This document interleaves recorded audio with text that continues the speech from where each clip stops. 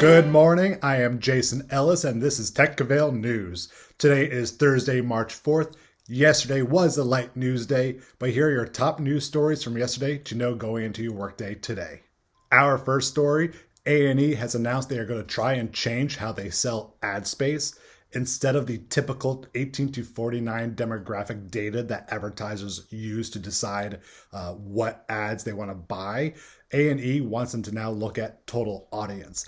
For A&E, this makes perfect sense. A&E consists of A&E, Lifetime, and History Channel, which typically skews to an older demographic. And also just looking at a bigger picture, a great example is Yellowstone.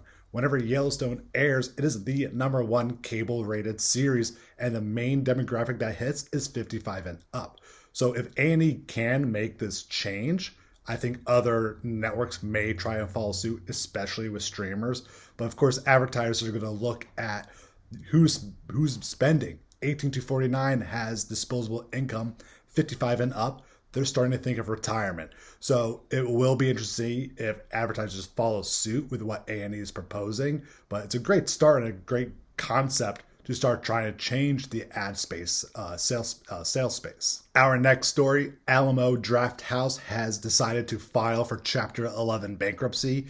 This does not mean they are closing their doors. It means they are needing to sell off some of their assets to essentially make it through this pandemic. Alamo Drafthouse has 40 theaters across the nation. If you're a film nerd, a gamer nerd, you know Alamo Drafthouse. They have great strict rules of how to attend their theater-going experiences, and really love to champion auteur movies and new voices. So to see Alamo Drafthouse struggle is truly unfortunate, but hopefully with this Chapter 11 filing, they'll make it through the pandemic. And with vaccines, as Biden announced yesterday, that the main rollout will come to May, they should be fine. But it's unfortunate to see a niche theater chain struggling through this, which of course a lot of small businesses are struggling. But Alamo Drafthouse has a great place, I think, in all of Hollywood's heart. So knock on wood, it works out for them. It will. I mean, I hope it will. But it's looking that they are putting that forward as of yesterday. IMDb TV is making a little bit of a splash in the news. This is Amazon's free streaming service that has ads in place. They have announced that they are renewing and bringing back BOSCH, which I know a lot of the older demographic watched, not the younger demographic. But the interesting thing is they are calling it a spin-off to BOSCH instead of a continuation. For them, very smart, because BOSCH wrapped season 7. Season 8, if they decided to continue, would have been a big renegotiation for all the cast members, the showrunners, the writers. So for them, doing a spin-off instead essentially throws out the previous contracts and kind of go, all right, we're starting anew.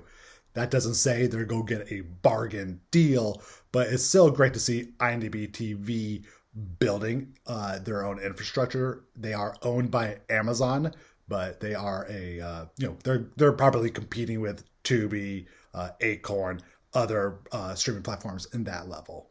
In casting news, Disney's live action Pinocchio announced 2 big gets for them. Cynthia Erivo is going to be the Blue Fairy, which I think is amazing. She's fantastic. Theater actor, film actor, TV actor. Really smart, really great get for Disney. And Joseph Gordon-Levitt is going to be playing the role of Jiminy Cricket. I feel like I haven't seen him in a while, and I think he's awesome. And I think being Jiminy is going to be a lot of fun, and he's going to add his quirky nuance to that role. They are joining Tom Hanks, who has already been cast as Geppetto, and Luke Evans as the evil coachman. I'm just kind of hoping Pinocchio does a little bit more what Mulan live action did, where they built upon the story instead of doing an exact replication of the cartoon to live action. So we'll see what happens there. And other news, still not Disney, but close to the Disney family. The Russo brothers' next movie, The Gray Man, which is a spy thriller, has announced that they have cast Regé-Jean Page from the breakout of Bridgerton, Billy Bob Thornton, and Alfred Woodard to join an already pretty star-studded cast. Ryan Gosling, Chris Evans, Ana de Armas, a lot more. I think this could be very, very cool. I would be surprised if it's not a good movie with these big names coming on. That said, the Russo brothers movie Cherry did not do well, but we'll see what comes of it. But I think it's really great casting, and Regé-Jean is crushing it. It's great to see a very talented actor jump off of Bridgerton and really start making a proper name for himself out there. That's really all the big top stories from yesterday, so hopefully that'll get you through today's workday.